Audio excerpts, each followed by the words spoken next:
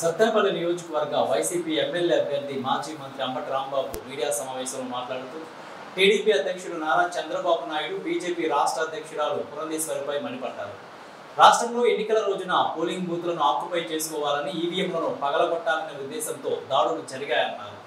రాష్ట్రంలో పురంధేశ్వరి చంద్రబాబు ఇద్దరు కలిసి ఎన్నికల కమిషన్ ఫిర్యాదు చేసి ఉన్న ఎస్పీలను కాదని కొత్తగా పురంధేశ్వరి పిటిషన్ వేయడం ద్వారా ఎస్పీలను మార్చడం వల్లనే రాష్ట్రంలో హింసాత్మక ఘటనలు జరిగాయని అంబటి రాంబాబు అన్నారు.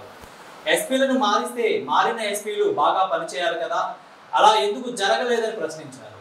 టీడీపీ బీజేపీ పవన్ కలిసి కుట్ర పన్నారనేది స్పష్టమవుతుందని అన్నారు. తలలు పగులుతుంటే పోలీసులు సంఘటనా ప్రాంతానికి చేరుకోలేని పరిస్థితులు చూశామని, పల్నాడులో హింస జరగడానికి కారణం చంద్రబాబు పురంధేశ్వరేనని అన్నారు. పల్నాడు తీసుకున్నాం. పల్నాడులో నేను this is the third time I'm going to contest. మూడోసారి నేను పోటీ చేయబోతున్నా. గత 2 ఎన్నికల అనుభవం నాకుంది. ఏ రోజుని కూడా ఇంత పెద్ద ఎత్తున హింస జరిగినటువంటి సందర్భం లేదు. మొన్న ఎన్నికల్లోనే భారీ ఎత్తున హింస జరిగింది. ఎందుకు జరిగింది? కారణం ఏంటి? కొత్తగా ఎస్పీ వచ్చారు. పాత ఎస్పీ పక్షపాత ధోరణితో ఉంటాడని మార్చేశారు. కొత్త ఎస్పీని ఇస్తే బలంగా ఉండాలి కదా, ప్రశాంతంగా జరగాలి కదా. ఎందుకు పూర్వం కన్నా ఎక్కువ హింస జరిగింది అనేది ఇక్కడ పాయింట్ అని మనం చేస్తున్నాం. అంటే ఈ మార్పులు చేర్పుల మీదే కుట్ర జరిగిందా? తెలుగుదేశం, భారతీయ జనతా పార్టీ పురంధరేశ్వరి గారు, పవన్ కళ్యాణ్ గారు కలిసి కుట్ర చేశారా?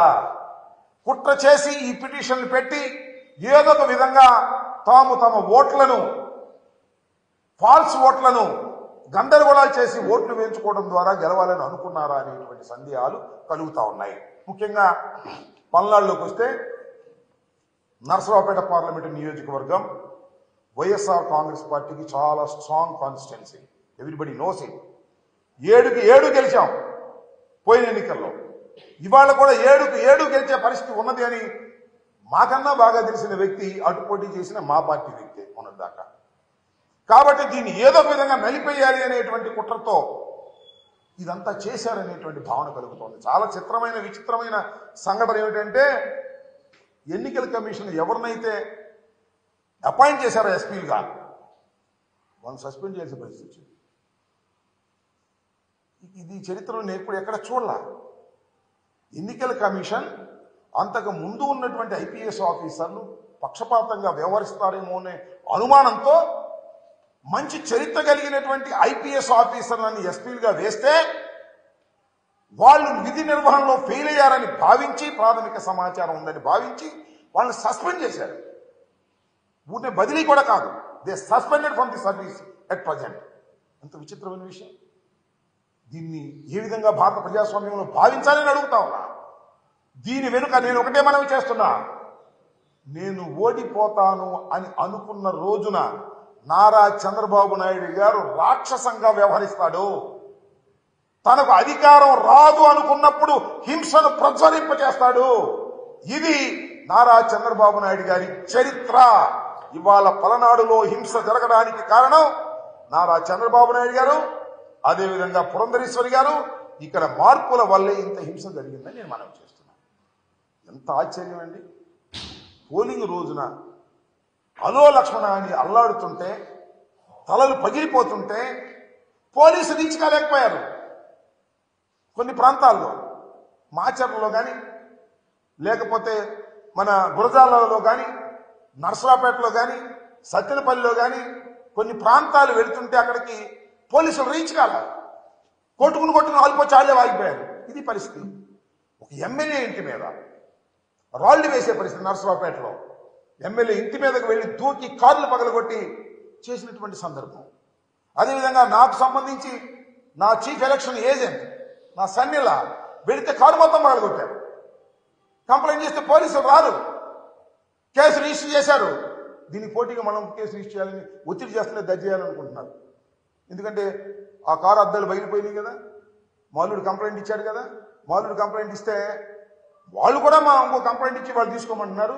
ఇక్కడ ఒక సిఐ గారు ఉన్నాడు, ఆ రాంబాబు, దాన్ని కూడా రిజిస్టర్ చేయాలనుకుంటున్నారు. ఇది ఇంత దారుణంగా ఫెయిల్యూర్ ఆఫ్ ది పోలీస్.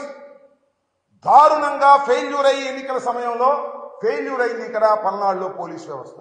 నేను ఇంతకు ముందు కూడా ఆరోపణ చేశాను. ఇవాళ కూడా సిట్ అధికారులని ఎవరైతే వినీత్ బ్రిజ్వాల్ నాయకత్వంలో ఒక సిట్ ఫామ్ చేశారో ఎన్నికల కమిషన్, ఆ బృందాలన్నీ కూడా తిరిగి ఇవాళ ఏం జరుగుతుంది, ఎలా జరిగింది అనే దాని మీద విచారణ చేస్తూ ఉన్నారు. నేను నర్సరావుపేట వెళ్ళి ఆ బృందాన్ని కలవటం జరిగింది. వారికి చాలా వివరంగా నేను ఎక్స్ప్లెయిన్ చేశాను. నేను చెప్పినటువంటి ఇన్పుట్స్ కూడా తీసుకోమని చెప్పాను. ముఖ్యంగా పోలీసు వారు లోయర్ లెవెల్లో తెలుగుదేశంతో కొయ్యలైపోయారు. They have taken money from TDP people. Kanna Lakshman దగ్గర, వాళ్ళ అబ్బాయి దగ్గర డబ్బులు తీసేసుకున్నారు. సిఐలు, ఎస్ఐలు, ఐ నో ఎవ్రీబడి. కొంతమంది తీసుకోలేదు కూడా, అది వేరే అంశం. అందరూ నేను ఒకటి మనవి చేశాను పోలీసు వారికి కూడా, ఆ సిట్లో ఉన్న వారికి కూడా, మీరు తెలుసుకోదలుచుకుంటే పోలీసు వారు చేసిన తప్పులు కానీ లంచాలు కానీ 5 నిమిషాల్లో మీరు తెలుసుకునేటువంటి అధికారం మీకు ఉంటుంది, తెలుసుకోగలిగిన శక్తి కూడా మీకు ఉంటుంది అని ఈ సందర్భంగా నేను వారికి చెప్పాను. వారు తెలుసుకునేటువంటి ప్రయత్నం కూడా చేస్తారని నేను భావిస్తూ ఉన్నాను.